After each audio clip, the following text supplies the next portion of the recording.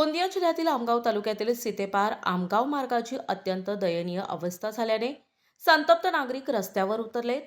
गौण खनिज वाहतूक करणाऱ्या ओव्हरलोड टिप्परमुळे रस्त्याचं मोठं नुकसान झालं असून नागरिकांनी काही काळ रस्ता रोको आंदोलन करत 30 ते 40 टिप्पर अडवून ठेवले. सीतेपार परिसरात गौण खनिजाच्या खाणी असून येथून मोठ्या प्रमाणावर ओव्हरलोड टिप्पर गिट्टी वाहतूक करतात. या सततच्या वाहतुकीमुळे सीतेपार आमगाव रस्ता अक्षरशः उखडला असून रस्ता शोधूनही सापडत नाही अशी परिस्थिती निर्माण झाली आहे.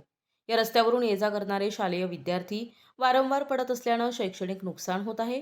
तसेच रुग्णांना आमगाव अथवा जिल्हा रुग्णालयात नेताना मोठ्या अडचणींचा सामना करावा लागतोय. या गंभीर समस्येबाबत स्थानिक नागरिकांनी तहसीलदार, उपविभागीय अधिकारी आणि जिल्हाधिकारी यांना वारंवार निवेदने दिली, मात्र अद्याप कोणतीही ठोस कारवाई झालेली नाही. दरम्यान आज एका मोटारसायकलस्वाराला टिप्परची धडक बसून तो जखमी झाला.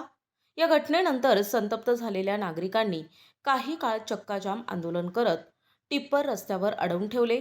घटनेची माहिती मिळताच गोंदिया येथील उपप्रादेशिक परिवहन अधिकारी आंदोलनस्थळी दाखल झाले. त्यांनी अडवलेल्या वाहनांची कागदपत्रे तपासली आणि ओव्हरलोड असलेल्या वाहनांना वजन तपासणीसाठी धरम काट्यावर नेण्यात आले. जर लवकरात लवकर शासनाने निर्णय घेतला नाही तर 7 दिवसात मोठे जनआंदोलन उभारण्याचा इशाराही नागरिकांनी दिलाय. प्रशासनाने तरी आता जागे होऊन किमान तात्पुरती रस्ता दुरुस्ती करावी अशी अपेक्षा शालेय विद्यार्थी आणि नागरिक व्यक्त करत आहेत. नमस्कार, मी विजय बिसेन. मी ग्राम सीतेपार येथे एक नागरिक आहे. आमच्या गावातून जो खनिकर्म विभागाने जे ट्रक वगैरे चालवतात ते इलिगली चालत आहेत. हा रस्ता आपला प्रधानमंत्री ग्राम सडक योजनेच्या अंतर्गत बांधण्यात आलेला आहे. ह्या ट्रकची लिमिट फक्त 10 टन वाहक क्षमताची आहे, पण याच्यातून 40-50 टनतून माल जात आहेत. ह्या ट्रकमुळे काय प्रॉब्लेम झाला आहे तुम्ही इथून बघू शकता की इथून जे यांची गिट्टी आहे ते गिट्टी सांडत जात असते, त्याच्यानं मुरुम सांडत जात असते. शाळेतून येणारे जाणारे जे मुलं आहेत त्यांचे अपघात होत असते. गुरंढोरं वगैरे याच्यामुळे खूप सारे अपघात झालेले आहेत. मी ह्याच्या आधी आमचे गावचे सरपंच साहेब यांच्यासोबत आम्ही एक मुख्य वाहतूक निरीक्षक केसकर साहेब यांच्यासोबत सुद्धा भेट झालेली आहे. त्याच्यानंतर आम्ही एक लेटर आपला पोलीस स्टेशनला दिलेला आहे, एक तहसीलदारला दिला आहे, एक खनिकर्म अधिकारीला सुद्धा दिलेला आहे. आमची मागणी एवढीच आहे की नियमानुसार इथून जे ट्रकची वाहन क्षमता आहे ती फक्त 10 टनची आहे. 10 टनच्या वर इथून कोणताही ट्रक जायला नको. कारण की ह्यांच्यामुळे आम्ही आपलं गावाचं नुकसान का बरं करायचं, आम्ही आपल्या प्राणाची आहुती का बरं द्यायचं, आमचा एवढंच मुद्दा आहे. बस क्लिअर.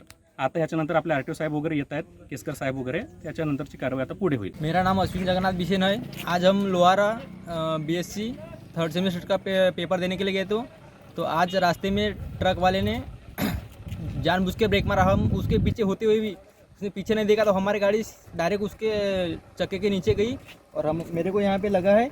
हम 3 लोग थे, इसी वजह से हमने उनके ट्रक वगैरह रोके गए हमारे गांव में. तुम और क्या बोलोगे इसके बारे में? ये ट्रक पूरे परमानेंट के लिए बंद होना चाहिए सर, ये वाले रोड से, क्योंकि आमगांव जाने तक के पूरी डस्ट आती है, हमारे आंखों में पूरे कपड़े ख़राब हो जाते हैं सर. और जगह जगह पूरे खड्डे हैं. आमगांव जाने तक की पूरी व्यवस्था ख़राब है और ओवरलोडिंग चलती है ट्रक वगैरह. शासन ने इसकी तरफ पूरा 100% ध्यान देना चाहिए. सर मला हे सांगा, सीतेपार गावामध्ये आज ओव्हरलोडिंग ट्रक पकडले आहेत गावकऱ्यांनी, याबद्दल तुम्ही काय बोलाल?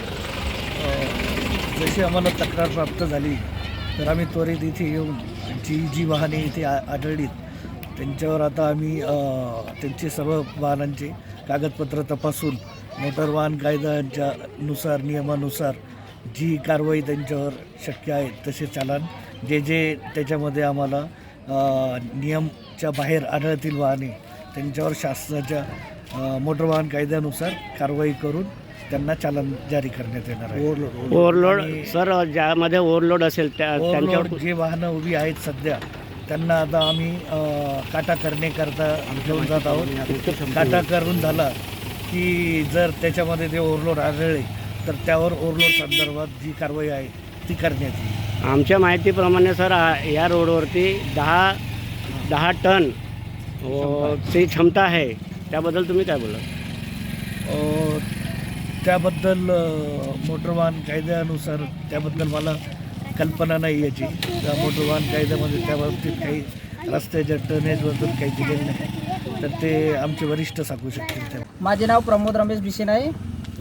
मी ग्राम सित्तेपार तालुका आमगाव जिल्हा गोंदियाचे रहिवासी आहे. आमच्या गावामध्ये भरपूर दिवसापासून खूप ओव्हरलोडिंग ट्रक चालतात. त्यामुळे गावातील प्रत्येक नागरिकाला ये जा करण्यासाठी खूप त्रास होत असतो. जागेजागी आपल्याला गड्डे दिसत असतात.